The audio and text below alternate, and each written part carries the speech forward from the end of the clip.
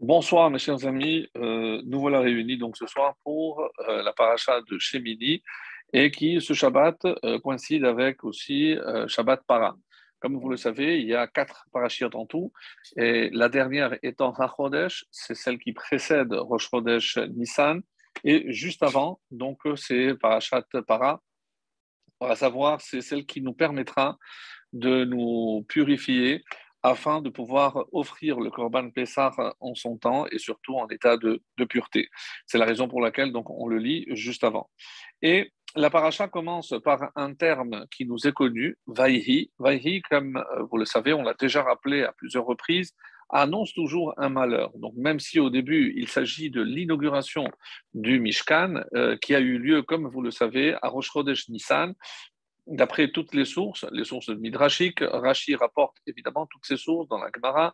Il s'agit du premier jour de Nissan qui a vu l'inauguration du tabernacle pour la première fois dans l'histoire depuis le Matan Torah, depuis dedans la Torah, où la Shekhinah va descendre de manière perpétuelle jusqu'à évidemment la destruction du premier et plus tard la destruction du deuxième temple. Donc un événement unique qui est comparé par nos maîtres à la création du monde, ni plus ni moins, puisque Dieu va créer le monde pour l'homme et l'homme va à son tour créer un habitacle, donc cette résidence qu'on appelle le Mishkan, le tabernacle, pour accueillir la présence divine. Donc quelque chose vraiment d'exceptionnel et on ne mesure pas à quel point, comme le texte le dit, Vayaron, donc ils ont exulté, ils ont ressenti une joie, je pense, indéfinissable. Peut-être que ce qui se rapprochera le plus pour nous, en tout cas, et je nous l'espère vraiment, c'est que lorsqu'on aura la venue du Mashiach et l'inauguration du troisième Beth Amikdash, qui, d'après certaines sources, comme vous le savez, aura lieu le mois de Nissan. Pourquoi tout le mois de Nissan, on ne fait pas de Tachanunim, donc il n'y a pas de supplication, on ne fait pas de Tzidkatecha, on ne jeûne pas, il n'y a pas d'oraison funèbre, donc un mois placé entièrement sous le signe de la simra, de la joie, de la fête, alors que Pessah ne dure que 7 jours en Israël, 8 jours en dehors d'Israël. Les 12 premiers jours sont déjà consacrés à l'inauguration, et même si c'est un événement qui a plus de 3000 ans, l'inauguration du Mishkan, eh ben, il y a encore des conséquences, et la raison essentielle pour laquelle donc, on continue aujourd'hui à ne pas dire des supplications pendant les 12 premiers jours de Nissan, plus arrive après la fête de Pessah. Un avis nous dit que c'est parce que la majorité du mois est placée sous le signe de la joie, de la fête, donc alors on a inclus tout le mois. Le tour dira une autre raison, non, c'est parce que c'est en ce mois qu'on va inaugurer le troisième Beth Amikdash. Et c'est une façon de se préparer. Est-ce qu'on se prépare vraiment? Ben oui, puisque comme c'est un mois qui va être consacré à l'inauguration du troisième Beth Amikdash, donc tout le mois est placé sous le signe de la réjouissance, et donc il n'y a pas ni d'oraison funèbre, ni de ta'anit, ni de jeûne. Et comme vous le savez certainement, donc il n'y a pas non plus de visite dans le Bet Kevarot, au cimetière. Il n'y a pas de visite au cimetière le mois de Nissan. Donc il est bon et conseillé peut-être d'aller la veille, mais le mois de Nissan, donc on ne se rend pas au cimetière. Évidemment, qu'à Dieu ne plaise, si c'est pour un enterrement, cela va de soi. Alors, je vais vous lire les premiers versets et ce qui va nous servir comme introduction. Donc, premier événement, c'est l'inauguration du Mishkan. Ensuite, ce jour qui aurait dû être un jour vraiment idéal va être terni par la mort des deux enfants de Aaron, Nadav et Avihu, dont on a parlé, dont on parle tous les ans, et on ne peut pas évidemment ne pas mentionner cet événement qui a jeté un froid, on peut imaginer, à l'ensemble du peuple. Et beaucoup de commentaires disent, mais on sait très bien que Hachem n'est pas, excusez-moi le terme, hein, un rabat-joie. Donc, comment imaginer que à un moment tellement culminant de la joie de l'ensemble du peuple, eh ben, il y a eu un événement comme celui-ci. Ça reste extrêmement, extrêmement complexe. Et même s'il y a évidemment des réponses, et on a le devoir d'approfondir, de connaître le sens profond, même si la Torah, dans un premier temps, nous affirme que c'est parce qu'ils ont apporté Esh Zara, un feu étranger, mais les Midrashim vont donner plus que 10 explications pourquoi il méritait la mort. Donc, quand il y a trop d'explications, c'est que là, quelque part aussi, on cache peut-être une raison, et c'est cette raison-là que je me propose de vous donner ce soir. Donc, la deuxième partie, et vraiment, c'est comme si on coupait la paracha en deux. La deuxième partie parle, elle, de toute autre chose. Ce sont les règles de la cache-route. Alors, c'est pas tout autre chose, puisque au niveau de l'inauguration, il est question du Kohen Gadol et les Kohanim, donc ils doivent s'occuper de tout ce qui est la sainteté, de tout ce qui est la pureté. Eh ben, il faut savoir aussi que nous, le commun des mortels, donc pas les Kohanim, donc tout le peuple, on a aussi des devoirs pour préserver la sainteté que Dieu nous a donnée et ne pas nous rendre impurs. Et une des façons de nous rendre impurs, c'est justement par la consommation des aliments impurs, comme c'est écrit à la fin de la paracha. C'est en mangeant, en consommant des aliments et des animaux impurs que vous vous rendrez impur. Qu'est-ce que c'est impur? C'est comme si je dressais une barrière, un barrage à Hachem, c'est-à-dire à tout ce qui est spirituel. C'est pour ça qu'on dit Venit metem, vous deviendrez, une traduction, c'est abruti, c'est obtus, fermé. Donc il y a une sorte de fermeture qui s'opère au, en tout ce qui concerne tout ce qui est spiritualité, donc comme une sorte de fermeture, d'obstruction. Alors, donc assez étonnant le passage d'une partie à l'autre, et on comprend mieux d'ailleurs pour la semaine prochaine, puisque d'abord, il va être question de tout ce qu'on va rentrer dans la bouche, donc ce qu'on appelle les règles de la cache-route, et la semaine qui suivra, eh ben, c'est ce qui va sortir de la bouche. Et comme vous le savez, c'est la tsaraat, cette forme de lèpre qui touchait lorsque on proférait des propos de médisance et autres, donc comme on aura l'occasion d'y revenir la semaine prochaine. Donc, dans un premier temps, Vahi Bayom Hashemini, et ce fut au huitième jour. Le huitième jour de quoi? Donc, on ne précise pas, d'ailleurs, Rachid tout de suite va le faire remarquer, Shemini Lamilouim. Attention, de quoi il s'agit ici? C'est les jours d'inauguration étaient au nombre de 8, et ça fait suite tout de suite à ce que nous avions vu à la fin de la semaine dernière. Donc,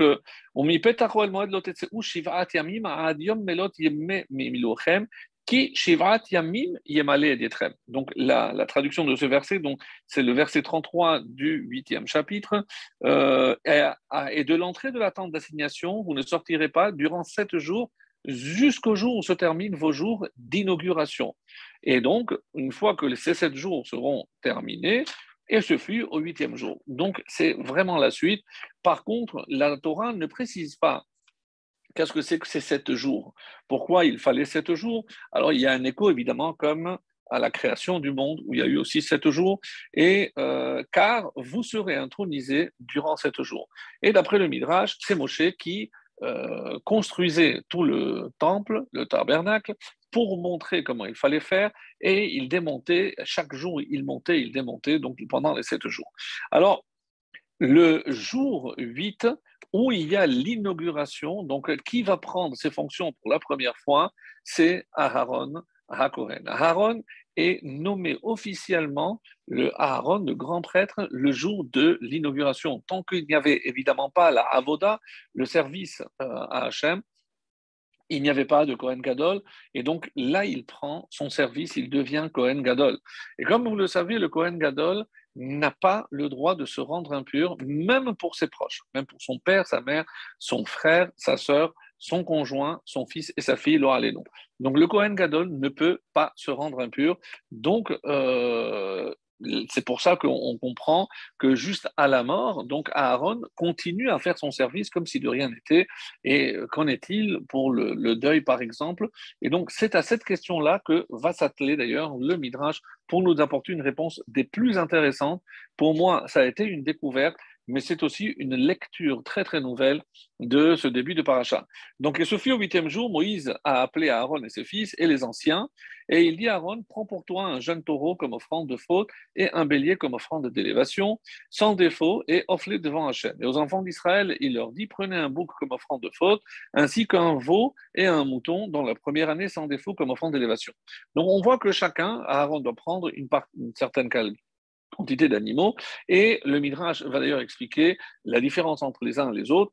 Et il y a un point commun, c'est que les deux doivent prendre un Hegel, un veau. Hegel, évidemment, c'est le veau, pour être sûr et certain qu'Hachem avait pardonné la faute du veau d'or.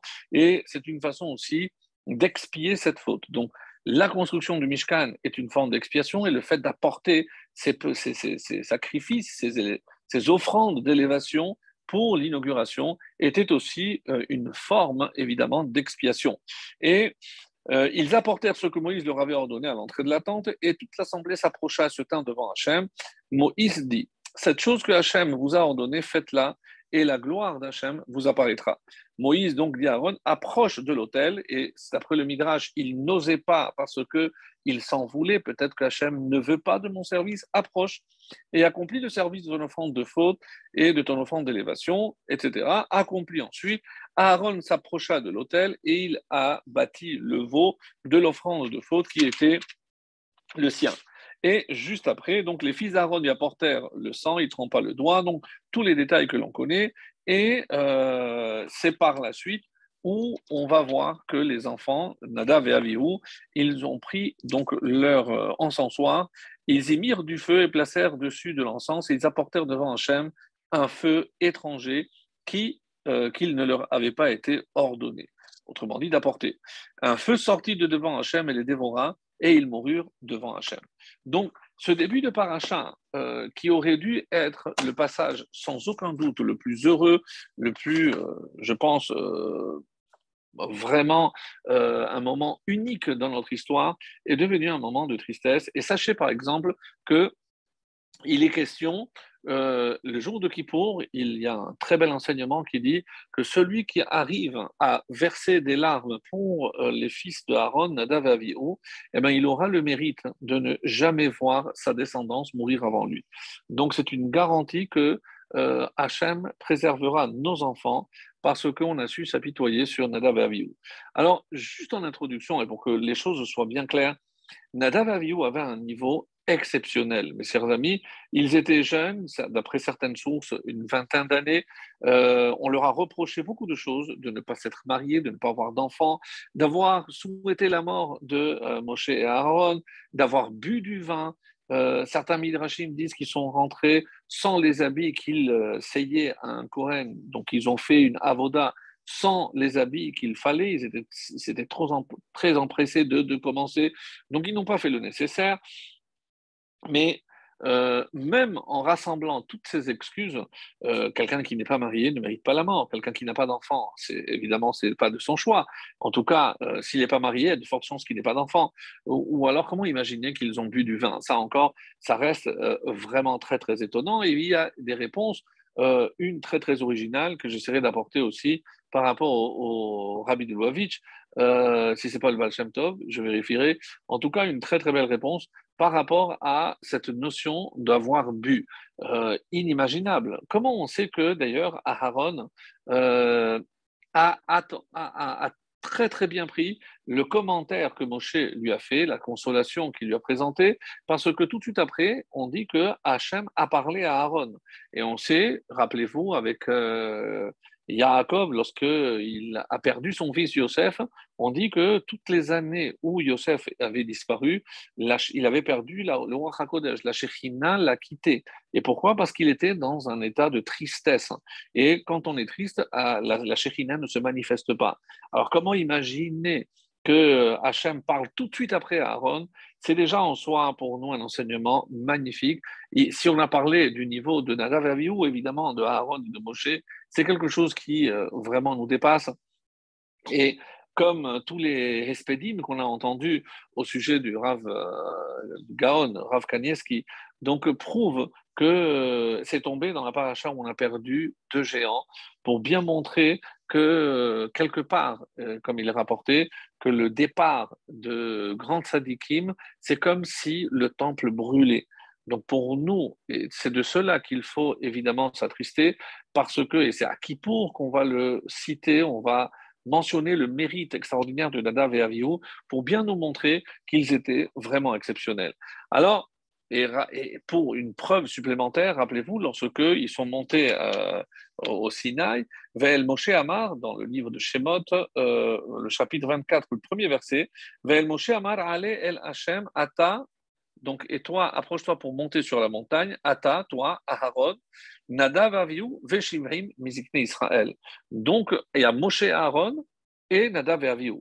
Et ensuite, les 70. Donc, ils étaient que 74 personnes à monter. Alors, imaginez la place qu'occupaient Nadav et Avihu comme Moshe et Aaron. Et d'ailleurs, pour bien montrer que pour Moshe, il comptait tout autant que pour Aaron, dans Bamidbar, lorsqu'on donne la descendance de chacun, il est dit Ve'ele toldot Aaron ou Moshe, voici la descendance de Aaron et de Moshe, Ve'ele shemot ben Aaron, et la suite, donc on n'entend pas parler des enfants de Moshe, on en avait parlé, rappelez-vous, et Ele shemot ben Aaron, Habechor Nadav ve'Avihu, Elazar ve'itamar. Rashi, tout de suite, évidemment, qui remarque qu'il manque ici quelque chose, Ve'eno maskir, Ela ben Aaron. On dit voici les descendants de Moshe et d'Aaron, et on ne donne que les enfants de Aaron. Très, très étonnant. Et il répond Ela nikreu toldot Moshe. Alors, comment on peut les appeler les descendants de Moshe? Les filles shelim medan Torah melamed, shekol melamed et ben chavero Torah, ma'ale ala vakatuv, ke ilu yelado. Celui qui enseigne la Torah à l'enfant de son ami, il est considéré comme si c'était son propre enfant. Donc, Nadav et Avihu étaient très, très proches de Moshe. Donc, même lorsqu'on dit, mais quand ils ont eu cette pensée, quand est-ce qu'ils vont quitter ce monde, ces deux vieux, donc comment imaginer, avec le respect qu'ils avaient pour leur père et leur oncle, d'avoir dit une chose pareille. Certains diront parce ils ont pris une décision sans consulter ni Moshe ni Aaron, et ils ont pris une décision d'eux-mêmes, c'est Moré halakha lifnei rabo, donc dire une halakha devant son rave est peut-être passible de mort, donc une des explications qui a aussi été donnée. Quoi qu'il en soit, pour revenir donc à cette notion de 7 et de 8, vous savez donc que chaque fois qu'il est question de 8, il est question, bien évidemment, comme le Maharal nous le dit à plusieurs reprises, donc de ce qui est au-delà de la nature. Donc on rentre ici dans un domaine qui dépasse ce qui est naturel, comme la Brit Mila, comme les 8 jours de Hanouka, et les temps messianiques aussi, puisque les temps messianiques sont introduits dans la Torah. Quand la Gemara pose la question d'où on a une preuve des temps messianiques, Az Yashir Moshe. Alors Moshe chantera au futur. Donc il ne s'agit pas de la chanson, le cantique, simplement qui a été dit sur la mer, mais il chantera, il reviendra. Et pour chanter, et c'est de la preuve de Techiyat Ametim. Donc Az, c'est 1 et 7, c'est lorsque 1 surmonte le 7. 7 étant ce monde, donc plus 1, c'est le niveau qui est au-delà de ce qui est naturel. Donc tout ce qui touche cette paracha est placé sous le signe du 8. Alors, le Midrash Tanhuma pose la première question à laquelle on va s'attaquer. Shomer mitzvah lo yeura ra. Donc, quelqu'un qui s'occupe d'une mitzvah, il ne peut rien lui arriver de mal. Donc, une question apparemment qui pose un problème par rapport à ce qui va se passer par la suite. Pourquoi? Puisque, comment imaginer que, justement, alors qu'il s'occupait d'une mitzvah, eh ben, comment il leur est arrivé ce qui est arrivé? Et l'une des réponses, évidemment, consiste à dire, et c'est pour ça que le texte dit Asher Lotziva, donc parce que Dieu ne l'avait pas ordonné. Donc, quelqu'un qui fait une mitzvah, c'est lorsque je fais ce que Dieu m'ordonne de faire. Donc, si c'est de mon initiative, et donc je n'ai pas la protection que Dieu a garantie dans l'accomplissement des mitzvot, Vela mitzvot asheri ase adam vachai bahem, puisqu'on considère que une mitzvah accomplie à un niveau extrêmement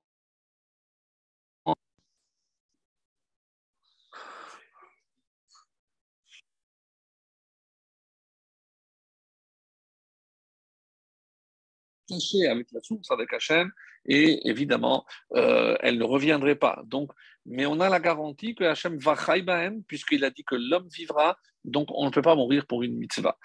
Alors, Et là arrive donc le Midrash Tanhuma et nous dit quelque chose d'extraordinaire. On nous dit que Vahi Bayom Hashemini, pourquoi on parle de huitième jour? Qu'est-ce qui s'est passé pendant les 7 premiers jours? On a dit qu'il était interdit de sortir. C'est le texte que la fin de la paracha de Tzav que je vous ai lu. Quand est-ce que quelqu'un ne sort pas pendant 7 jours? Vous l'avez évidemment deviné, c'est les 7 jours de deuil. Alors, Vahi Bayom Hashemini. Pourquoi le premier mot Vahi annonce un malheur? Parce que c'est comme si Hachem avait permis à Moshe, mais surtout à Aaron, qui n'aurait pas pu faire les 7 jours de deuil sur ses enfants, eh ben, il l'a obligé à rester 7 jours avant ce huitième jour, puisque Hachem savait que ce huitième jour, Nadav Avihu allait mourir. Et ce n'est pas tout, Moshe aussi le savait. Donc, quand il vient consoler son frère, il lui dit, je savais que, et ça rapporté par Rashi, plein de midrashim, je savais que ce jour, il y aurait un lourd tribut à payer.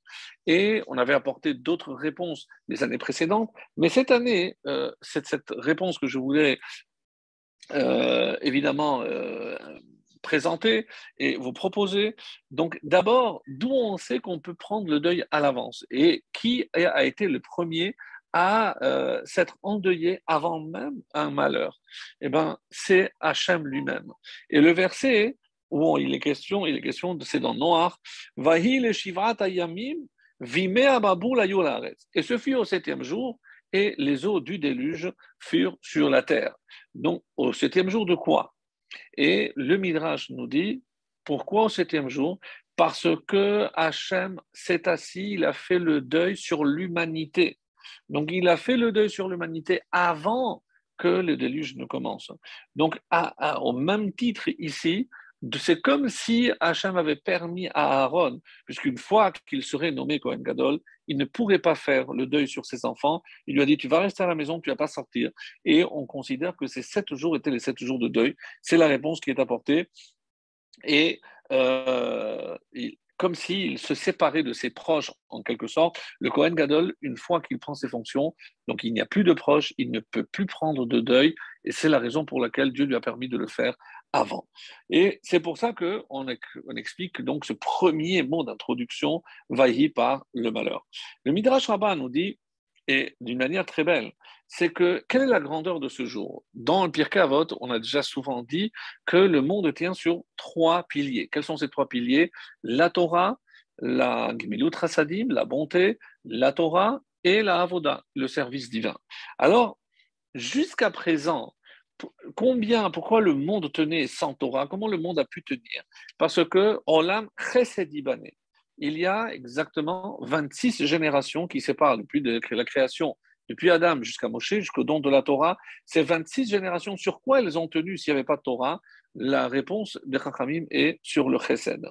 Donc, à partir de Moshe, donc là, évidemment, rentre la période de Torah, et là, on rentre dans le troisième pilier. C'est quoi le troisième pilier? La Avoda. Lorsque commencera effectivement le service ici-bas, dans le tabernacle d'abord et dans le temple par la suite.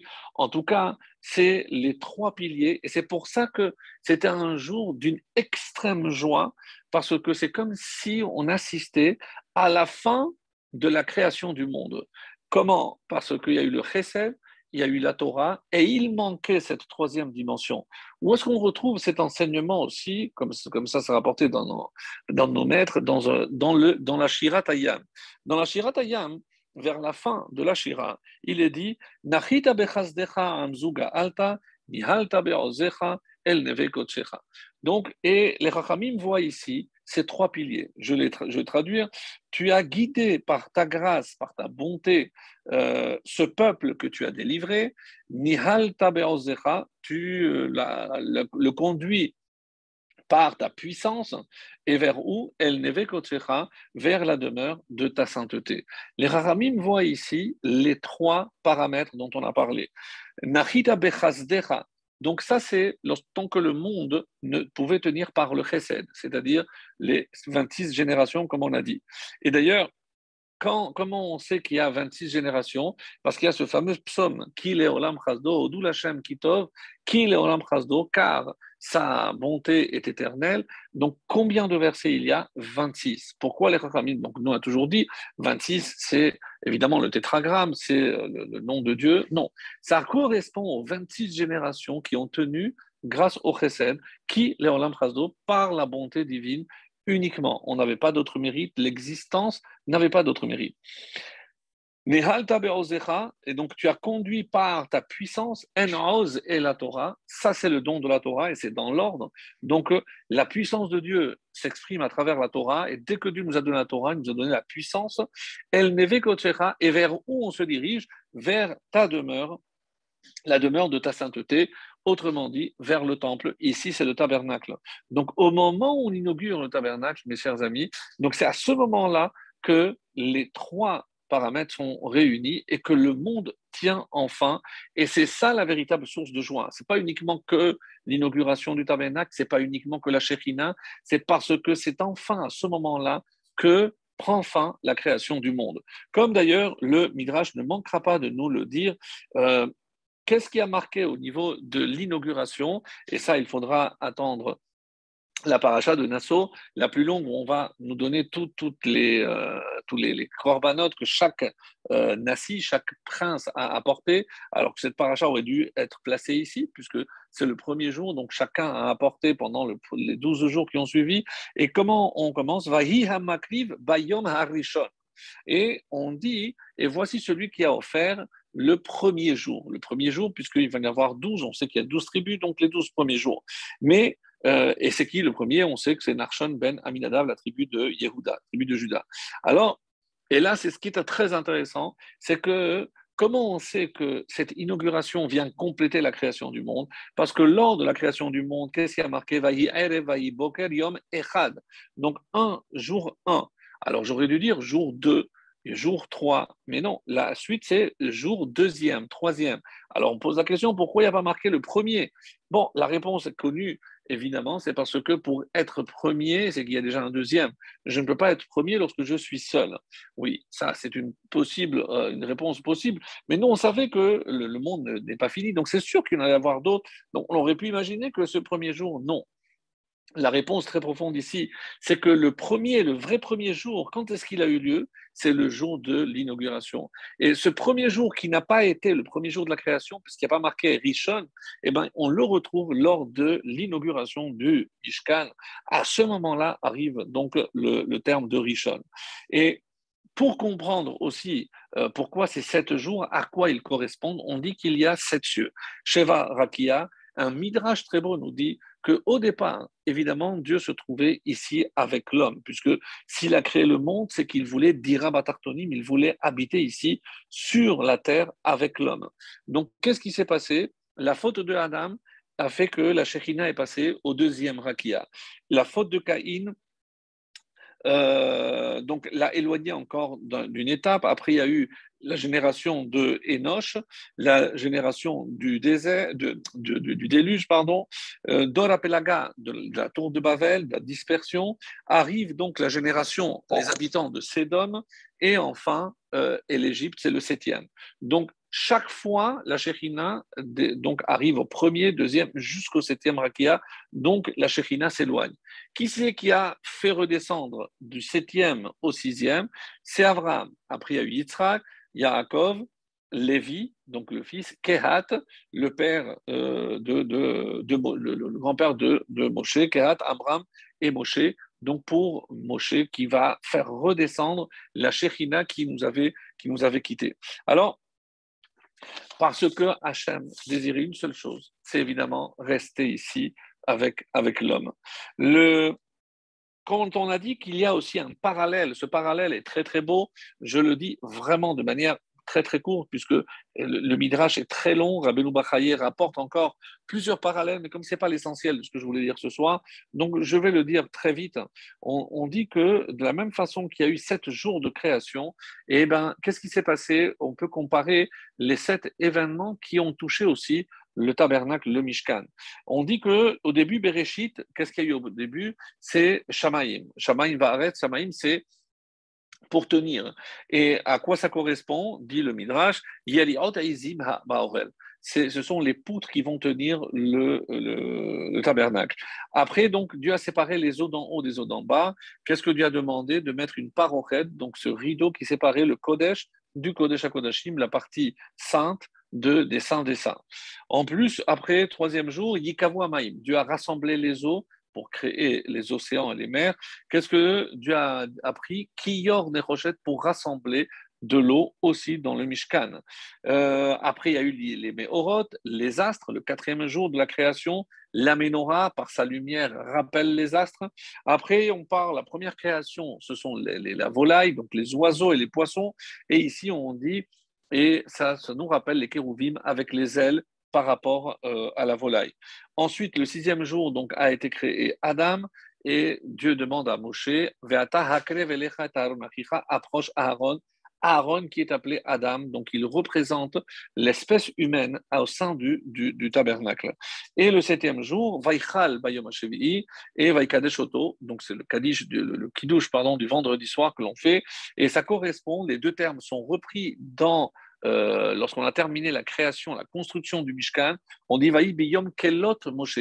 Lorsque Moshe a terminé, a parachevé, et le même terme que Vaïchal, et Vaïkadesh Otam, donc Moshe a sanctifié toutes les parties comme Vaïkadesh Oto.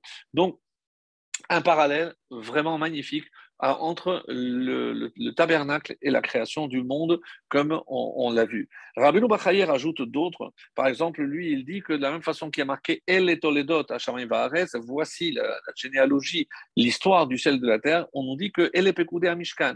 Il y a aussi El et Pekoudé à Mishkan, le mot El qu'on retrouve. Behe Beraam, Dieu a créé avec He, avec la lettre He. Alors, il y a aussi cinq parachiotes qui parlent, donc on avait parlé, Terumat, Tetzave, Kitissa, Vayakel et Pekoudé. Donc 5 parachiotes pour construire le Mishkan, 5 par rapport à la lettre He qui a servi à créer le monde. Tout ça, c'est du Rabbeinu Bechaye. Au début, on dit que Alam et Bachashava, Dieu a voulu créer le monde, comme vous le savez, avec Midat Adin. Après, il a associé Midat Arachamim, on va en parler. Lachashov, Machashavot. Donc, comment on a défini ce qui pouvait construire, ce qui pouvait maîtriser la pensée.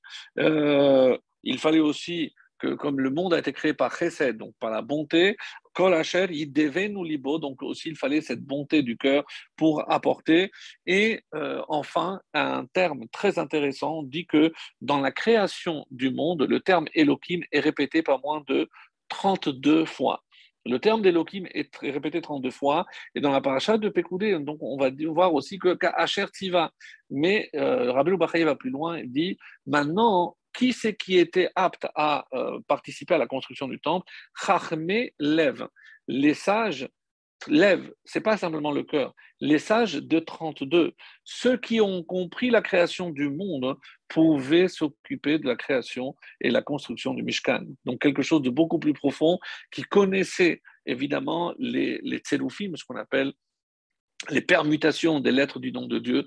Donc c'est ici, on est dans un domaine beaucoup, beaucoup plus élevé. Alors, et c'est ça que je voulais mentionner, où on voit que dans le temple, aussi dans le tabernacle, on voit aussi cette association de Midat Adin et Midat Arachamim. C'est-à-dire qu'au début, Dieu a voulu créer le monde par Midat Hadin, avec la justice. Mais il a vu que ça n'allait pas tenir et il a associé, comme c'est marqué, donc il a associé Beyom Asot Hashem Elohim. Donc il y a les deux noms, le nom de Yud Kevavke qui est Rachamim, la bonté, la miséricorde, et Elohim qui est le din, la justice. Alors, Rabbeinu Bachaye rajoute par exemple aussi que les 7 jours de la création de Bereshit, on a dit, c'est les 7 jours de l'inauguration, mais il y a aussi que la création du monde ne repousse pas le Shabbat. C'est pour ça que Dieu a cessé le Shabbat. Et pour le Mishkan aussi, il a demandé aux hommes de faire pareil. Pour construire le Mishkan, le Shabbat passe avant tout et on ne peut pas le profaner.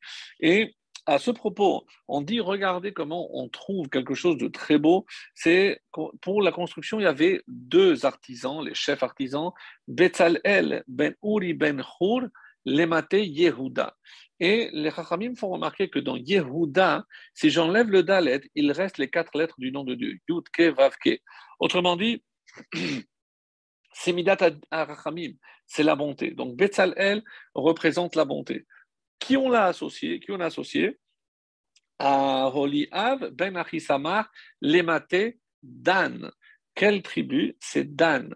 Dan, comme on le sait, c'est le mot din, c'est la justice. Donc Dieu a associé la bonté et la justice. Mais ça va plus loin. Dans toute cette paracha, mes amis, vous le verrez à la fin, dans certains livres, on nous donne le nombre de psukim. Il y a 91 psukim. 91, on le sait, c'est le terme aussi de Souka, c'est aussi Amen. Mais qu'est-ce que c'est 71? Les commentaires disent que c'est le terme Ovadia. Ovadia veut dire Eved Yudke. Eved, c'est le serviteur de Dieu. Une allusion ici à Aaron qui commence à être le vrai serviteur de Dieu.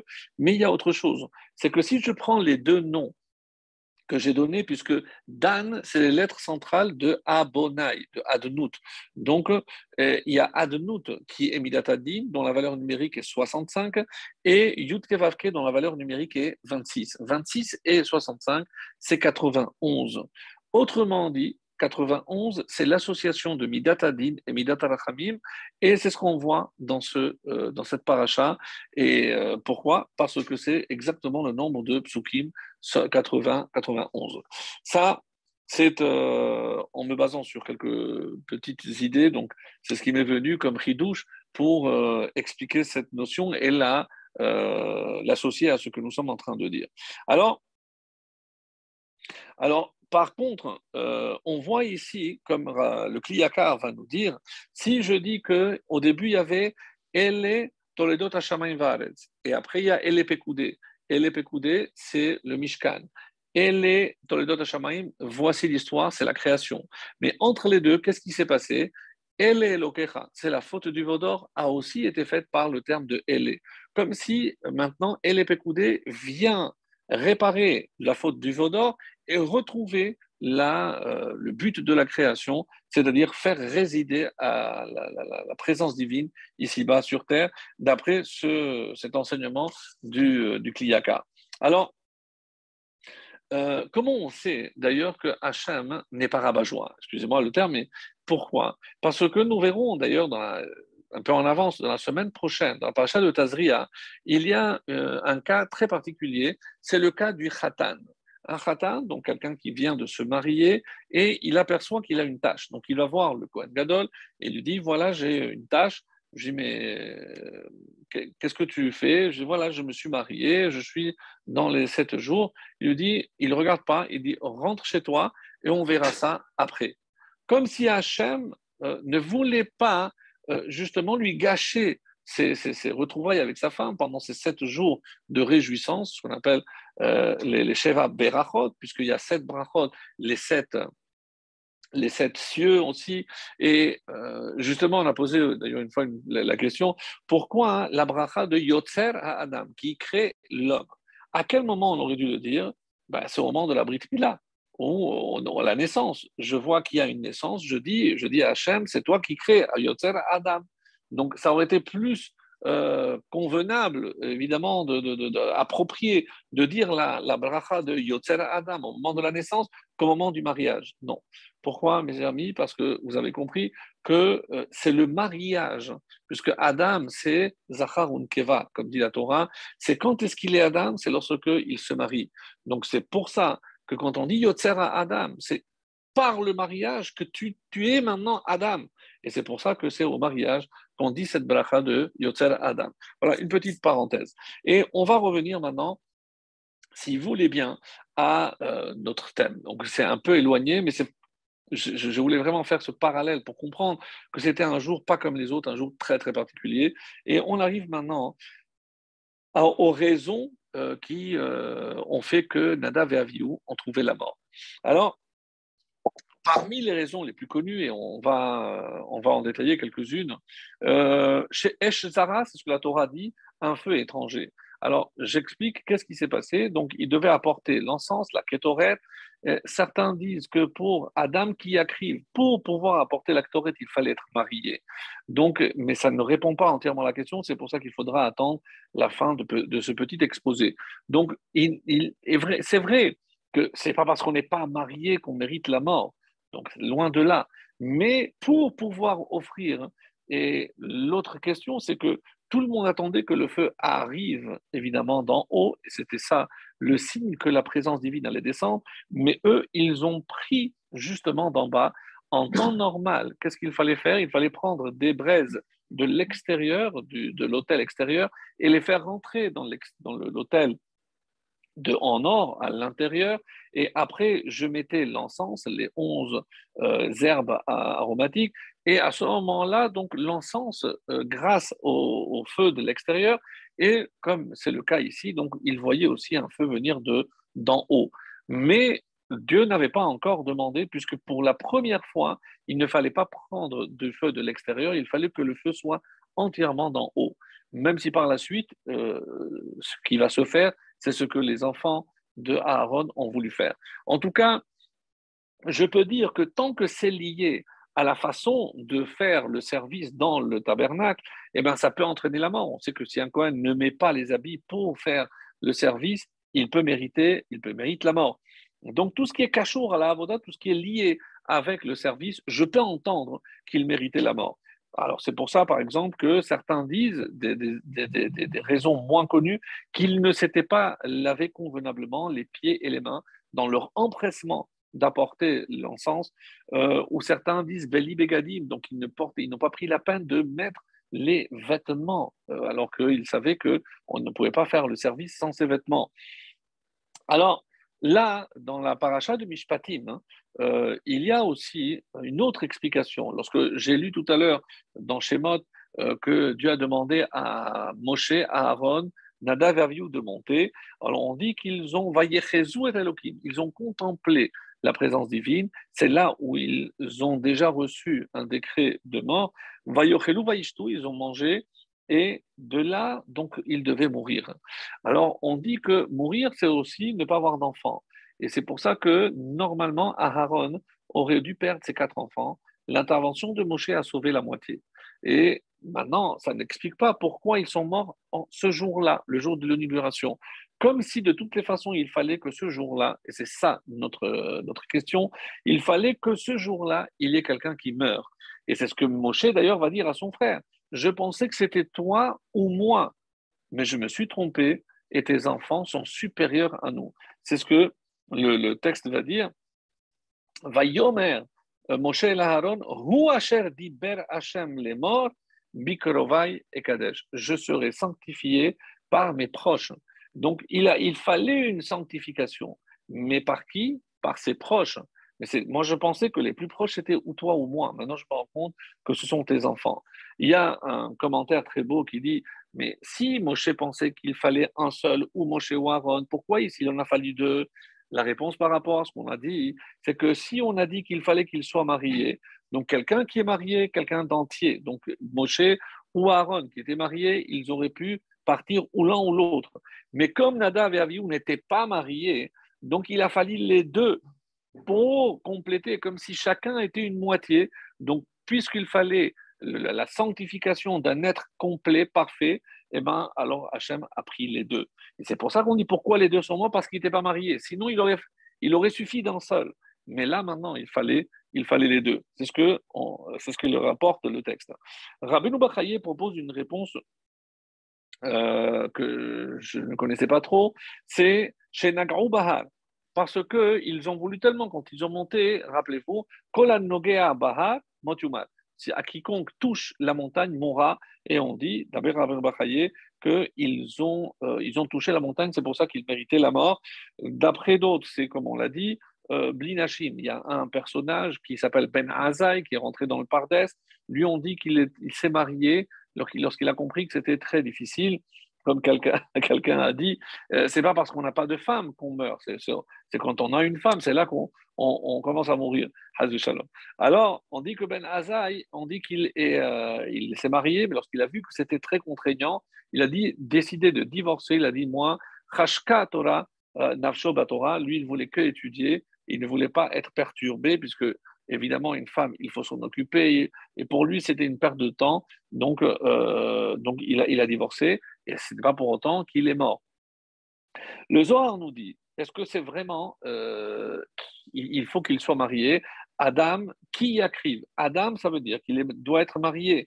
Alors, comme on l'a vu, je pense on avait parlé de ça. Alors, comme on l'a dit, Moshe savait que le premier Nissan, quelqu'un devait mourir. Et pourquoi? Pourquoi quelqu'un devait mourir? Alors, une petite halakha, d'abord, qui est rapportée, mais qui ne fait pas, on va dire, qui n'a pas force de loi. C'est plutôt dans la question de coutume. C'est par exemple lorsque quelqu'un a un premier garçon et il veut nommer ou son père ou son beau-père, la halakha dit qu'il faut qu'il nomme d'abord son père. D'abord parce que c'est par rapport au respect. Qui lui dit qu'il aura peut-être un autre garçon et que donc il n'aura pas le mérite de nommer son père? Donc, il faut nommer d'abord son père et ensuite son beau-père. Et rajoute un auteur séfarade qui a vécu il y a 230 ans dans un livre de Halachot qui n'a rien à voir, mais c'est lui qui apporte une raison vraiment invraisemblable. Et il dit, c'est pas comme Aaron. Pourquoi il a perdu ses deux enfants? Parce qu'il a nommé son beau-père avant son père. Là, vraiment, on est scotché. Et il apporte la preuve. Pourquoi? Parce que qui était la femme de Aaron? Alors, c'était Elisheva, Bat Aminadav, Ami Nadav. Donc, pourquoi il a nommé son fils Nadav en souvenir, au nom de son beau-père? Et comment je sais que le deuxième, c'est par rapport à son père? Puisque quand il a nommé, il a dit Avi ou Avi, mon père, c'est lui. Donc, c'est mon père. Donc, comme s'il avait nommé son père en deuxième. Et d'après cet auteur, qui n'est pas du tout connu, alors on dit c'est pour ça qu'ils sont morts, parce qu'il a nommé et il a fait un manque de respect. Donc à toute la liste qu'on avait déjà, c'est aussi, il a manqué de respect à son père. Et donc c'est pour ça que les deux enfants sont morts. Donc, encore une fois, ce n'est pas la halakha et on ne mérite pas la mort pour ça. Donc c'était comme il y avait une histoire une fois, dispute pour savoir comment on allait nommer le bébé. Donc, ils sont allés voir le Rav. Comment on veut l'appeler? Abraham. Et madame, Abraham. Bah, c'est très bien. Elle fait non, non. Mais quand je vais dire Abraham, à qui je vais penser? Parce que moi, mon père, c'est un grand, il étudie la Torah. Moi, je veux qu'il soit comme mon père. Et alors, la femme, elle a dit non, mon père, bon, c'est un menuisier, lui, ou un cordonnier, je ne me rappelle pas. Donc, alors, le père, il a dit, c'est pour ça, moi, je ne veux pas que mon fils. Alors, le Rav, le Rav lui dit, écoutez, quand vous allez le nommer Abraham, ne pensez ni au père ni au beau-père. Ah, et quand il aura 20 ans, vous verrez. S'il étudie la Gemara, donc ça veut dire que c'est comme votre père, et s'il est cordonnier, eh bien, ce sera comme votre beau-père. Ce n'est pas à vous de décider. Donc, pour montrer à quel point on peut se disputer pour des choses insignifiantes. En tout cas, pas insignifiantes, mais il faut laisser le bon Dieu. Alors, le Magui de Douvna, qui, comme à son habitude, donne toujours des paraboles, nous donne ici un exemple très beau et il nous dit à quoi ça ressemble. Et il va maintenant expliquer pourquoi ils sont morts ce jour-là. Écoutez bien. Alors, c'est quelqu'un je modernise un petit peu l'histoire, qui voulait construire une ville modèle, donc vraiment tout moderne. Imaginez le grand luxe, les plus beaux immeubles à Tel Aviv ou à New York, peu importe. Et évidemment, lorsqu'ils vont construire un hôpital, c'est dernier cri avec tous les avancements, etc. Après, ils se sont dit, mais qui va diriger un hôpital comme ça? Donc, il faut qu'on cherche un des meilleurs médecins. Et ils sont allés, il était à Boston, je ne sais pas où, ils ont trouvé quelqu'un qui avait des compétences hors normes. On dit qu'il avait une telle habitude, il pouvait voir et déceler déjà, d'après ce qu'il voyait, les maladies, etc. Donc, vraiment quelque chose d'exceptionnel. Mais bon, il coûtait très cher, il a demandé un demi-million, comme un footballeur, donc un salaire exorbitant, ce qui représentait une somme colossale. Ils ont dit, bon, mais pour quelque chose pareil, donc ils ont fait une réunion, alors tous les ministres se sont réunis, ministre de l'Éducation, ministre de la Santé, etc., donc pour accueillir, et en pleine réunion, il y a un des ministres qui a eu un malaise, et donc il s'est tenu la poitrine, et il a commencé à étouffer, donc ils ont appelé les secours, ils ont dit, mais voilà, on a le meilleur médecin, il a commencé à essayer de ranimer, alors allez-nous, et il est mort. Évidemment, imaginez la presse le lendemain, mais à quoi ça sert? On a pris le meilleur joueur, on a perdu la coupe. Pardon, non, c'est pas ça. Donc, on a pris le meilleur médecin et il n'a même pas été capable de sauver un, un de nos ministres, etc. Alors, bon, il a commencé à se poser la question, est-ce que ça valait la peine ou pas? Et là, donc, il a revue de presse, donc, et il s'explique. Il a dit, écoutez, moi, quand je dis que je peux sauver, c'est lorsque quelqu'un suit vraiment la diète que moi, je vais lui conseiller. Il ne peut pas faire ce qu'il veut, manger ce qu'il veut, et sous prétexte que moi, je suis un bon médecin. Non, s'il s'est abîmé, qu'il n'a pas écouté tout ce que j'ai demandé de faire, pas il fait ce qu'il veut et moi je suis censé le sauver, c'est que non, c'est uniquement s'il accomplit tout ce que moi je lui demande, comme régime, comme etc. Alors, le Maguide nous dit, c'est un petit peu comme ça, à savoir, c'est que si maintenant qu'on a le temple et on sait que si on faute, eh ben, on sait qu'on pourra venir et peu importe, on va faire n'importe quelle erreur, on sait qu'il y a le temple et on pourra se faire pardonner. Non, il fallait qu'on prenne conscience que le temple, c'est pas comme je ne sais pas qui avait utilisé cet extrait. Ah oui, c'est le prophète Jérémie. Il a dit c'est pas un repère de bandits. C'est pas là-bas où on va se retrouver entre tous les bandits pour se faire pardonner. Non, c'est pas comme ça que ça marche. Et c'est ça ce que ma guide de Douvno nous dit. Il ne faut pas oublier l'essentiel. L'essentiel, c'est pas de se faire pardonner si on a fait une erreur. Non, c'est de vivre selon des règles et essayer évidemment d'accomplir ces règles de la meilleure façon possible. Et c'est ce que, pour la deuxième partie, donc c'est ce que je voudrais évidemment, je vais revenir sur ce point-là extrêmement important pour faire le lien avec la deuxième partie. Mais je voudrais terminer, puisque par rapport à ce qu'on vient de dire, qu'est-ce que cela veut dire? C'est que si je n'observe pas les mitzvot, hein, donc, alors je crois, je vais faire n'importe quelle erreur, je vais venir, je vais apporter un korban, je vais dire, ça y est, c'est bon, peu importe si je me trompe, je peux toujours me racheter. Non. Donc, et c'est ce que les Chachamim vont dire. Pourquoi on appelait Har Hazev al Levanon? Pourquoi on a appelé le temple Levanon? Parce qu'il était malbine, parce qu'il blanchissait les fautes d'Israël. Mais attention, et c'est pour ça que le Rav Pinkus donne un exemple un peu plus moderne, qui est un peu plus à notre portée pour essayer de comprendre cela. Alors, on dit que Hachem, à l'époque, tout le monde se disait, mais non, quand les prophètes disaient, attention, vous ne pouvez pas continuer à agir comme ça, Dieu va détruire son temple, mais jamais il va détruire, on n'a jamais vu un roi qui détruit son palais, donc c'est inconcevable, c'est pas possible. Et à chaque fois, il se disait, et rappelez-vous ce qu'on avait dit dans un des anciens cours, qu'il y a ce fameux mise-mort, les Asaf, Ba'u goyim le Nahalatecha, lorsque ce mise-mort, le traité de Kiddushin nous dit, mais comment j'appelle ça un cantique? J'aurais dû dire que c'est une kina, une élégie, un chant triste. Non. Et on a expliqué là-bas parce que pourquoi on se réjouit? Eh ben, parce que Hachem a passé sa colère sur la pierre et pas sur les bénis Israël. Mais très sincèrement, demande de Rav Pinkus, moi je ne comprends pas. On a toujours donné cette réponse-là, mais il dit, moi je ne comprends pas. Pourquoi? Parce que quelqu'un qui s'énerve et au lieu de frapper son fils esquive, il casse une vitre. Ouf, heureusement qu'il a cassé la vitre, il n'a pas cassé la figure à son fils. Oui, mais on doit se réjouir de ça. Il dit, je ne comprends pas, ça ne colle pas. Donc, si je dis que Hachem a dirigé sa colère vers des pierres, mais ça n'explique pas pourquoi je devrais me réjouir. Donc, il donne une parabole que je pense que vous avez peut-être déjà connue ou déjà entendue, aussi très très belle. Et on nous dit la chose suivante, on nous dit que lorsque il y avait un peintre qui s'est dit, je vais faire vraiment le chef-d'œuvre, et il s'éloigne, il monte sur une montagne et il trouve un décor vraiment idyllique, il pose son chevalet, il s'installe, etc. Et il était triste parce qu'il voulait partager. Donc, il a demandé à son ami de venir pour lui montrer. Et il a réussi vraiment quelque chose d'impensable, inimaginable.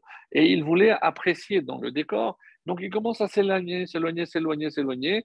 Et son ami lui commence à l'appeler, mais il était tellement loin, il ne l'entendait pas. Et qu'est-ce qu'il n'avait pas vu? Que derrière, il y avait un précipice. Donc, la seule façon, qu'est-ce qu'il a fait, son ami? Il a pris le chevalet et il l'a versé à terre, il a cassé.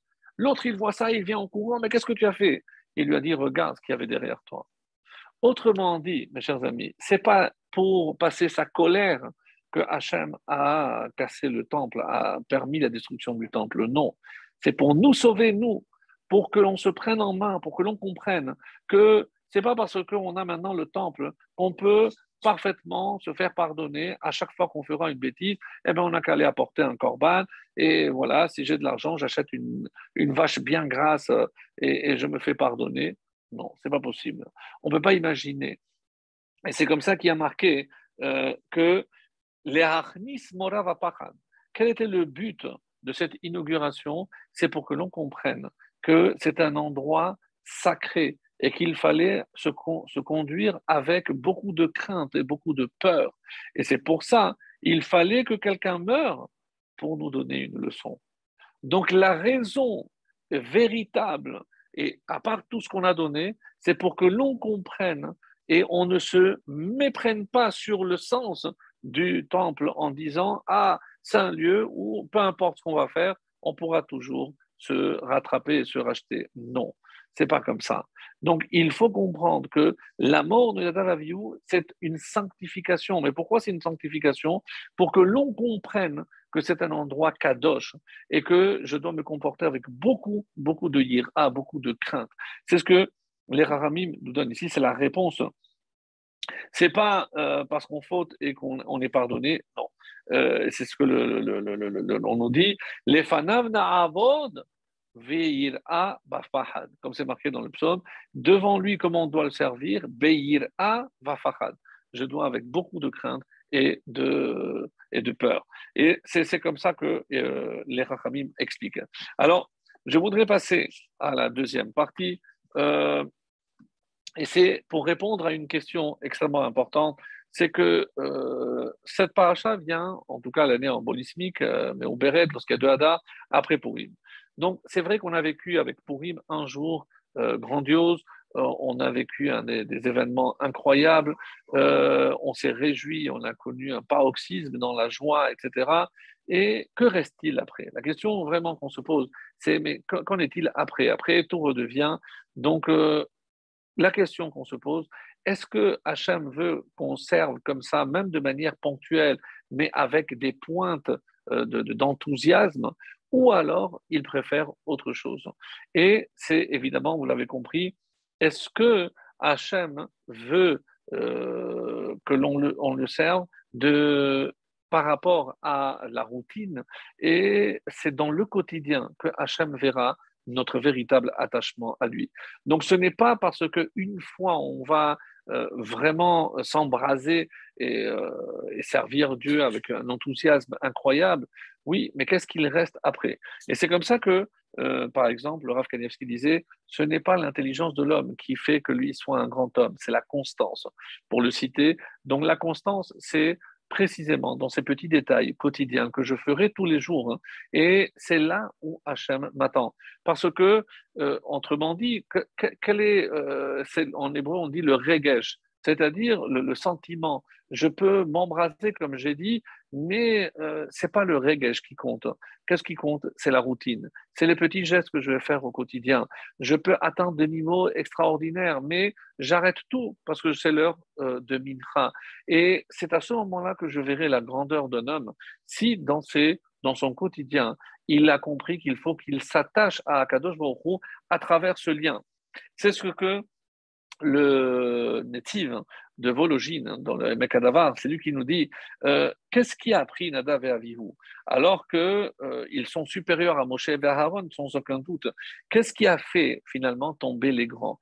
Eh bien, c'est comme ça qu'il explique le Mekdavar. Quelqu'un qui voulait vraiment s'attacher à l'amour de Dieu, et il y a un midrash très beau, le midrash Safra, qui nous dit Kevan Shera'u Esh Chadasha, lorsqu'ils ont vu un feu, Amdou Leosif Ahava al Ahava. Qu'est-ce qui a motivé Nadav et Avihu à rajouter de l'amour à l'amour? Mais l'amour ne suffit pas. L'amour ne suffit pas, mes amis.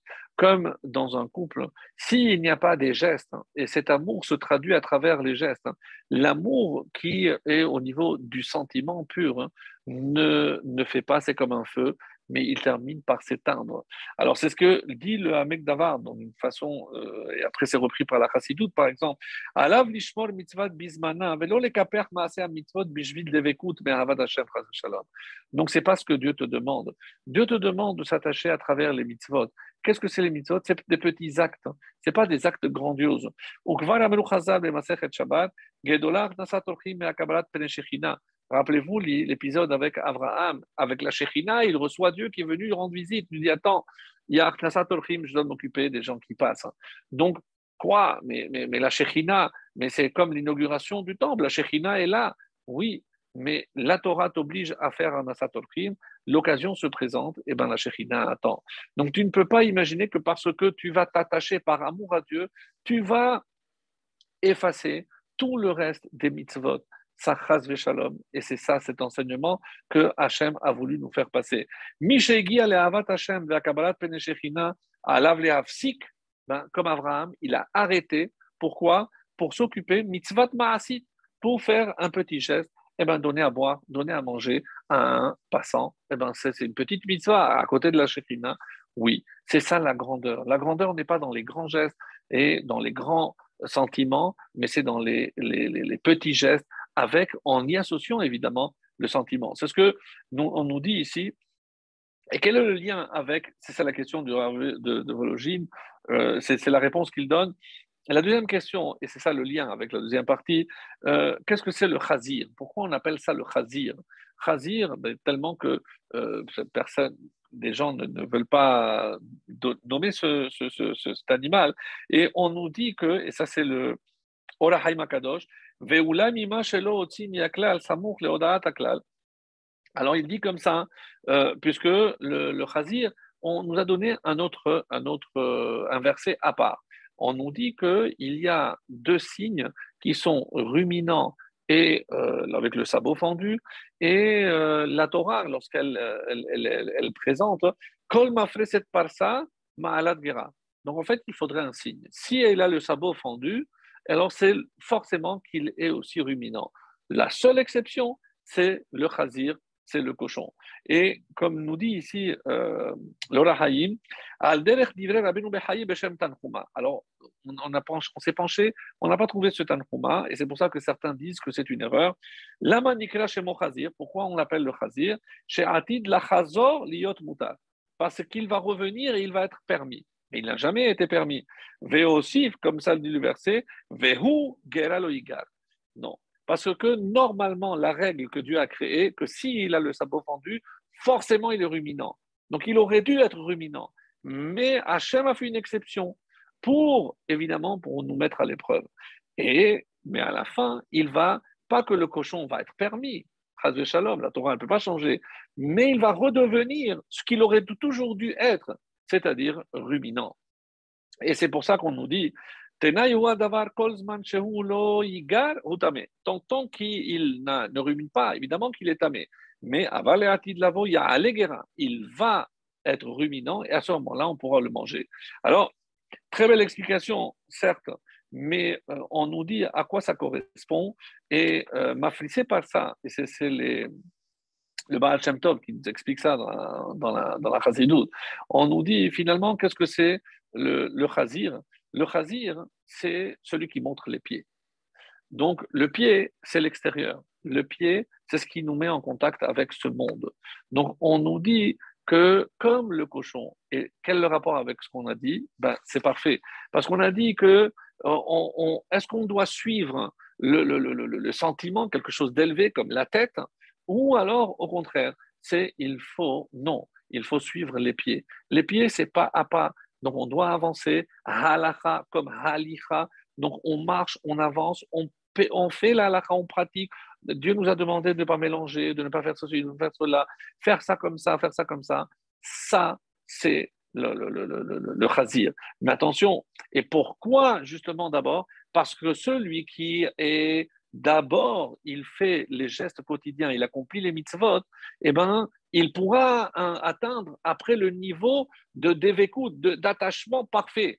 Mais celui qui pense qu'en s'attachant à Hachem, il peut se passer des petites mitzvot insignifiantes, celui-là, il n'a pas de place ici.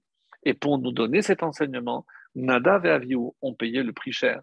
C'est-à-dire, dire que le Khazir va revenir, c'est pour que l'on comprenne que si, d'après l'explication qu'on a donnée, c'est ça ce qu'on a voulu dire. C'est que comme les pieds avancent, comme c'est ça, les petits gestes, les petits pas, eh ben, si je commence par ça, eh ben, je pourrais vraiment m'attacher à Hachem, mais pas l'inverse.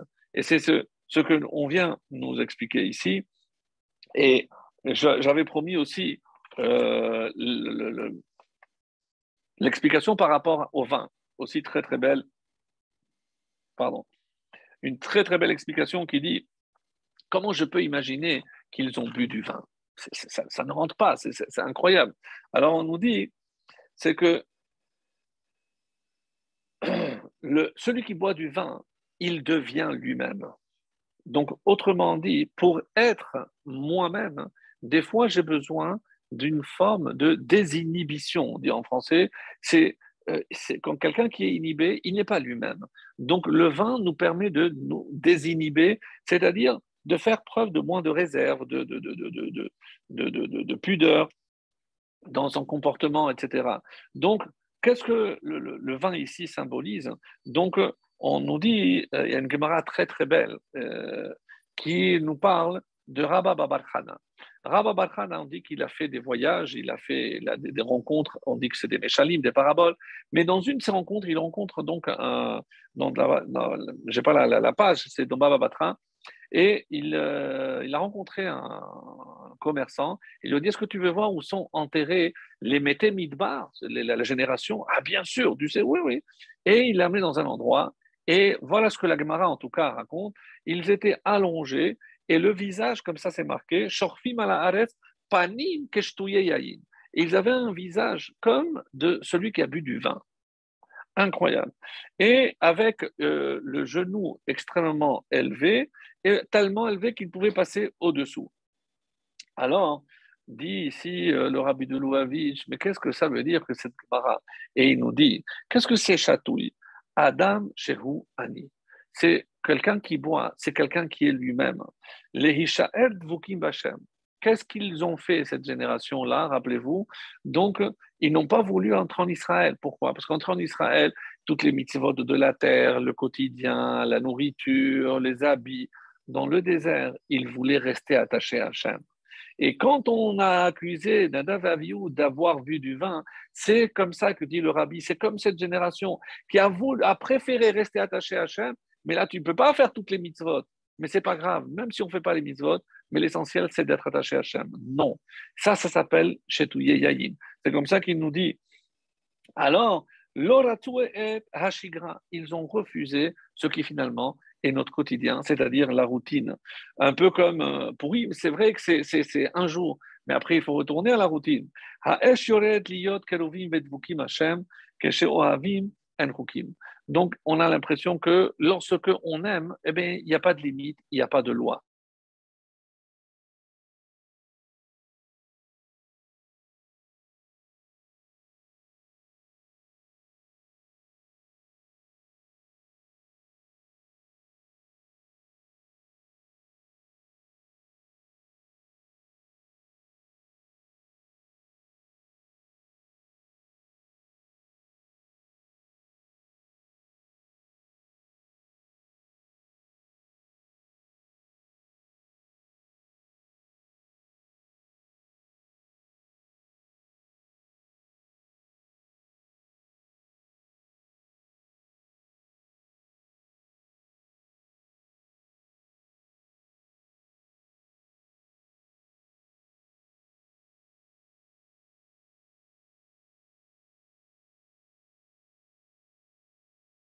Par rapport aux deux signes dont on a parlé, qu'est-ce qu'ils représentent? On nous dit qu'est-ce que Hachem nous permet de manger? D'ailleurs, le fait qu'il nous permette de manger la viande est déjà en soi quelque chose d'exceptionnel, puisque au nom de quoi un être vivant créé par Dieu peut consommer un autre être vivant? C'est pas logique. Hein.